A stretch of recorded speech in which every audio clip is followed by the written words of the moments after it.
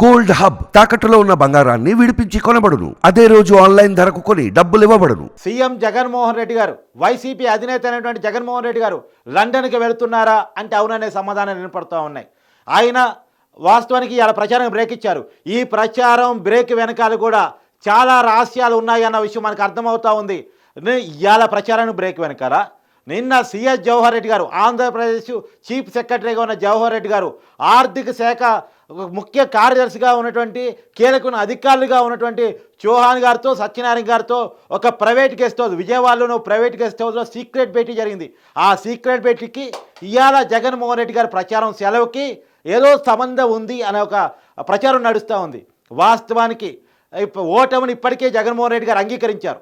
నేను చెప్పడం కాదు, బందర్లో జరిగినటువంటి ఒక ప్రచార సభలో జగన్మోహన్ రెడ్డి గారే సాక్షాత్తు ఈ ఎన్నికలు సక్రమంగా జరుగుతాయని నమ్మకం నాకు కలగటం లేదు, అధికారులను ఇష్టారీతిన మార్చేస్తున్నారు అంటూ వాపోతని రాష్ట్ర ప్రజలందరూ చూశారు. రాష్ట్ర ప్రజలందరూ జగన్మోహన్ రెడ్డి గారు ఎలా బాధపడుతూ మాట్లాడుతున్నారో చూశారు. అంటే ఓటమిని అంగీకరించినట్లే అనేది అందరికీ అర్థమైపోయింది. సో ఓటమి జగన్మోహన్ రెడ్డి గారు ఫిక్స్ అయిపోయారు. ఇప్పుడు తను ఏదైతే ఖజానాలో, ఆంధ్రప్రదేశ్ ఖజానాలో డబ్బు ఉందో ఆ ఖజానాను ఖాళీ చేయించడం కోసం ఆ ఖజానాలో ఇప్పుడు 3,000 కోట్ల రూపాయలు ఉన్నాయట. ఆ 3,000 కోట్ల రూపాయలని తనదైన కాంట్రాక్ట్కి డబ్బులు ఇప్పించడం కోసం సిఎస్ జవహర్ రెడ్డి గారిని రంగంలో దింపారు. ఆ రంగంలో దింపడానికి కారణమే నిన్నటి భేటీ. ఆ భేటీలో 3,000 కోట్ల రూపాయలని జగన్మోహన్ రెడ్డి గారి అనుచరులకి, వాళ్ళ కాంట్రాక్టులకి ఆ డబ్బును డంపింగ్ చేస్తే కార్యక్రమం జరుగుతూ ఉంది. జగన్మోహన్ రెడ్డి గారి ప్రచారానికి సెలవు అందుకనే పెట్టారు. ఆయన ఎన్నికల ప్రచారం ముగిగానే, అంటే పోలింగ్ ముగిగానే ఆయనకు లండన్కి వెళ్ళబోతూ ఉన్నారు. ఎందుకు అంటే ఇక్కడ కూడా క్లియర్గా చెప్తే ప్రయత్నం చేస్తున్నా. జగన్మోహన్ రెడ్డి గారి మీద చాలా కేసులు ఉన్నాయి. అంటే 32 ఛార్జ్ షీట్లు ఉన్నాయి. 52,000 కోట్ల రూపాయల అక్రమాస్తులు సంపాదించారనే కేసు ఆయన మీద సిబిఐ, ఈడీ దర్యాప్తు చేస్తూ ఉన్నాయి. అతను ఇప్పుడు ప్రజెంట్ బెయిల్లో ఉన్నాడు. గతంలో చల్లపల్లి జైల్లో జైలు జీవితం గడిపిన జగన్మోహన్ రెడ్డి గారు ప్రస్తుతం బెయిల్లో ఉన్నారు. అది కాక కడప ఎంపీగా పోటీ చేస్తున్న వైఎస్ అవినాష్ రెడ్డి, జగన్ గారి కుటుంబ సభ్యుడు, ఆయన హత్య కేసులో, వైఎస్ వివేకానందరెడ్డి గారి హత్య కేసులో నిందితుడిగా ఉన్నారు. అతను ముందస్తు బెయిల్లో ఉన్నాడు. అవినాష్ రెడ్డి ముందస్తు బెయిల్లో ఉన్నారు, జగన్మోహన్ రెడ్డి గారు బెయిల్లో ఉన్నారు.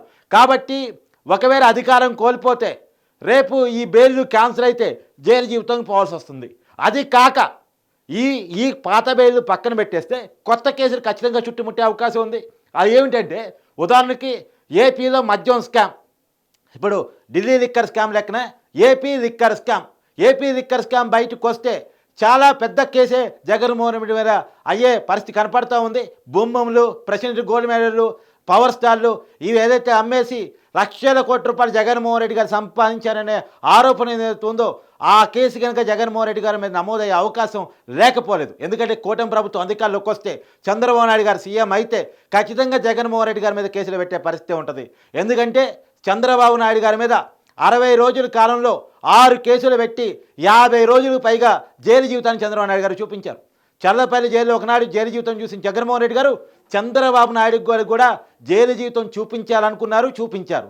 బెయిల్ రాకుండా అడ్డుకునే ప్రయత్నం చేశారు. నిజానికి ఆయన అనుకున్న ప్లాన్ వర్కౌట్ అయి ఉంటే ఎలక్షన్ ప్రచారాన్ని కూడా దూరం చేసి చంద్రబాబు నాయుడు గారిని రాజమండ్రి సెంట్రల్ జైల్లో ఇప్పటి వరకు ఉంచాలని అనుకున్నారు. కానీ కోర్టులో వర్కౌట్ కాలేదు. చంద్రబాబు నాయుడు గారు బెయిల్లో బయటకు వచ్చేశారు. సో ఇప్పుడు జగన్మోహన్ రెడ్డి గారు ఓడిపోతే ఆయన మీద కేసులన్నీ బయటకు వచ్చేసి మళ్ళా జైలుకు పోవాల్సిన పరిస్థితి వస్తే, ఆల్రెడీ జైలు జీవితం చూశారు, అది ఎట్టుంటుందో ఆయనకు తెలుసు. మళ్ళా ఒక్కసారి జైలుకు పోయి వచ్చినవాడు ఎవడు మళ్ళా జైలు చూడాలని కోరుకోడు. అందులో ఇన్నాళ్ళు సీఎంగా ఉండి రాజభోగాలు అనుభవించిన వ్యక్తి మళ్ళా జైలుకు పోవడం అంటే చాలా కష్టసాధ్యం అది. కాబట్టే అతను భయపడుతున్నాడు. ఇది నేను చెప్తున్న మాట కాదు. నేను చెప్తే సరే ఏదో ఇతను కావాలని చెప్తున్నాడు అనిపించుకోవచ్చు. కానీ జగన్మోహన్ రెడ్డి గారి సొంత సోదరి, కడప ఎంపీగా కాంగ్రెస్ పార్టీ తరఫున పోటీ చేస్తున్నటువంటి వైఎస్ షర్మిల కూడా ఇదే మాట చెప్పారు. కావాలంటే మీకు ఆ బయట కూడా వినిపిస్తాను, చూడండి. ఊరు దాటిపోవడానికి ఇక ఓటమిని ఒప్పుకునే పరిస్థితికి వచ్చి పాస్పోర్ట్లు కూడా తయారు చేసుకుంటున్నారు. ఆయన ఊరి దాటిపోవడానికి ఎలా అయితే నేను తప్పించుకొని పోగలను, నేను ఓడిపోతే నా అరెస్ట్ ఖాయం అన్న పద్ధతిలో ఉంది వాళ్ళ పరిస్థితి. సో చూసారుగా, నేను చెప్పడం కాదు కదా, వైఎస్ షర్మిల గారు చెప్తున్నారు. ఆయన మీద కేసులు ఉన్నాయి, రేపు జైలుకి పోవాల్సి వస్తుంది. కాబట్టి అతని ఇప్పుడు ఆల్రెడీ బెయిల్లో ఉన్న వ్యక్తి ఖచ్చితంగా రేపు అధికారం పోతే జైలుకి పోవాల్సి వస్తుంది. కాబట్టే అన్నీ రెడీ చేసుకున్నారు, అన్నీ సర్దుబాటు చేసుకున్నారు. రేపు ఎలక్షన్ రిజల్ట్ వచ్చిన తర్వాత అతను లండన్ పోతారు.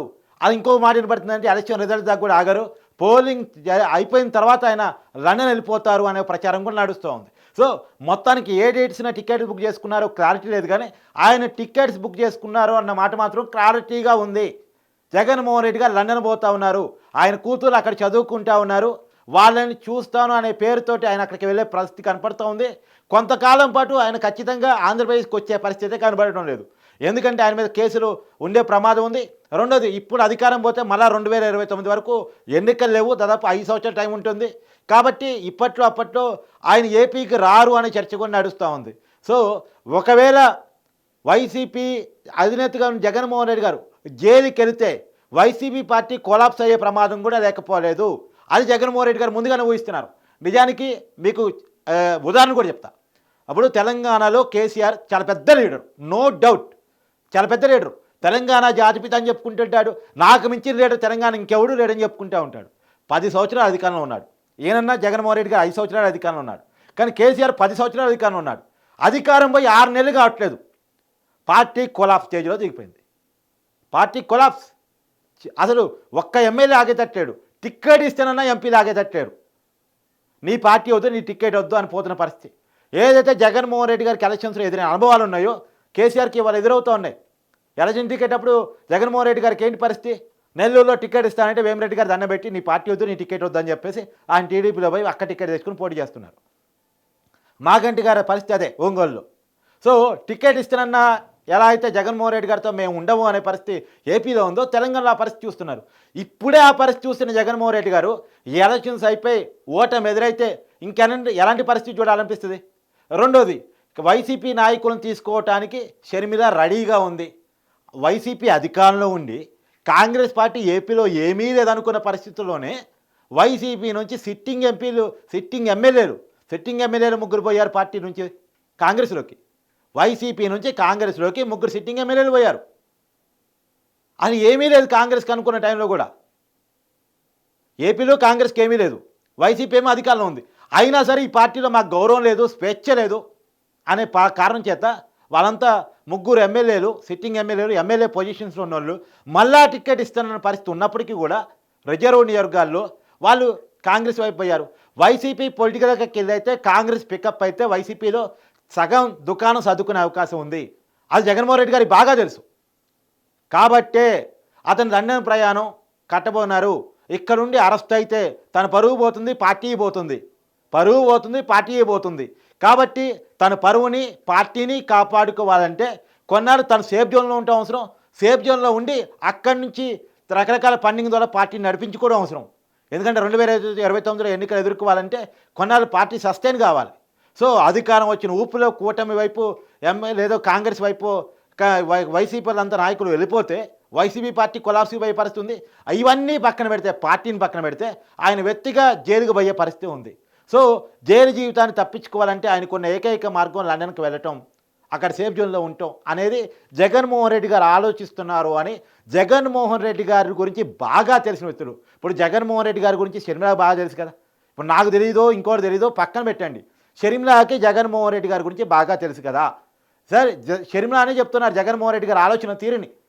కాబట్టి షర్మిల చెప్తున్నటువంటి మాట ప్రకారం, మనకు వినపడుతున్న వార్తల ప్రకారం జగన్మోహన్ రెడ్డి గారికి చాలా సన్నిహితులుగా వైసీపీకి బాగా నమ్మకంగా ఉంటున్న విశ్వసనీయ సమాచారం ప్రకారం జగన్మోహన్ రెడ్డి గారు లండన్కి టికెట్లు బుక్ చేసుకున్నారనే వార్త మనకు వినపడుతూ ఉంది.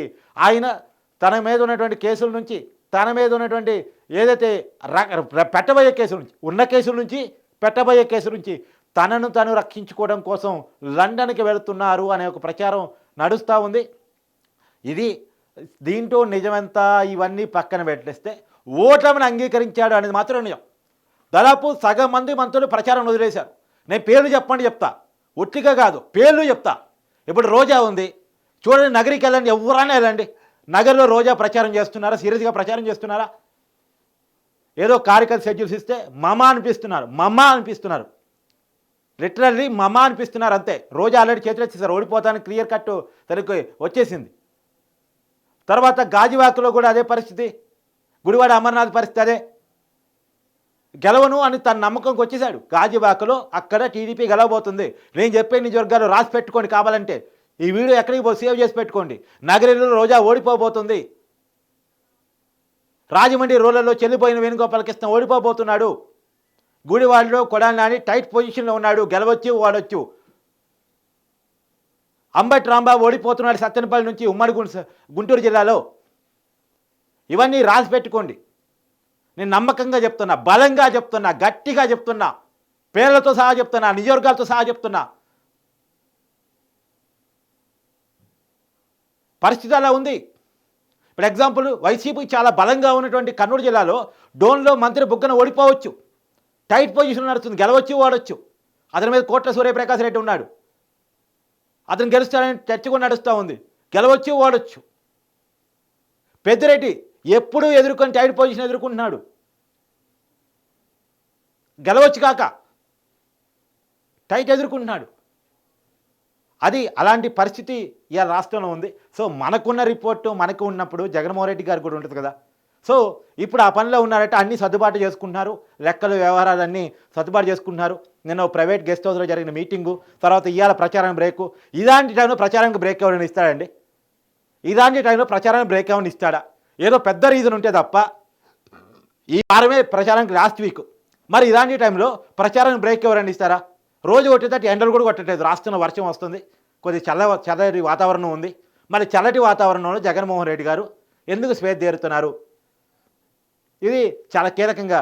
70 ఏళ్ళ ముసలాయనేమో అవిశ్రాంతంగా ప్రచారం చేస్తున్నాడు, విశ్రాంతి లేకుండా ప్రచారం చేస్తున్నాడు. నేను ఎంగు అని చెప్పేటువంటి ఈయనేమో ప్రచారాన్ని సెలవిచ్చేసి సేద తీరుతున్నాడు. సేద కాదు, దాని వెనకాల చాలా బాధ ఉంది. ఇది సేద కాదు, చాలా బాధ. ఇది వైసీపీ నాయకులే చర్చించుకున్న మాటను మీకు చెప్పే ప్రయత్నం చేస్తున్నాను. మరి చూడాలి జగన్మోహన్ రెడ్డి గారు, మీరు రండను పోయినంత మాత్రం పోనిస్తారా? పోయి అక్కడ ఉన్నంత మాత్రం నిర్ణయిస్తారా? రేపు పోయినంత మాత్రం పోనిస్తారా? పోతా అంటే పోనిస్తారా? లేదు అక్కడే ఉంటా అంటే ఉండనిస్తారా? కేసులు నమోదైన తర్వాత ఎట్లా రప్పించుకోవాలో పోలీసులు బాగా తెలుసు. సిట్టు తెలుసు, సిబిఐ తెలుసు, ఈడీకి తెలుసు. వాళ్ళకి ఎట్లా రప్పించుకోవాలో తెలుసు. పక్కన వాళ్ళు అరెస్ట్ చేయదలుచుకుంటే బాగా తెలుసు. మరి జగన్మోహన్ రెడ్డి గారు ఏ రకమైనటువంటి రక్షణ పొందుతారు? గతంలో చల్లపల్లి జైల్లో కొన్ని నెలల పాటు జైలు జీవితాన్ని గడిపిన జగన్మోహన్ రెడ్డి గారు రేపు రాబోయే రోజుల్లో ఎలాంటి జైలు జీవితాన్ని గడుపుతారు, గడపరు అనేది రాబోయే ఏపీ రాజకీయాల్లో ఎలాంటి పరిణామాలు చోటు చేసుకుంటాయనేది చూడాల్సి ఉంది. Thank you.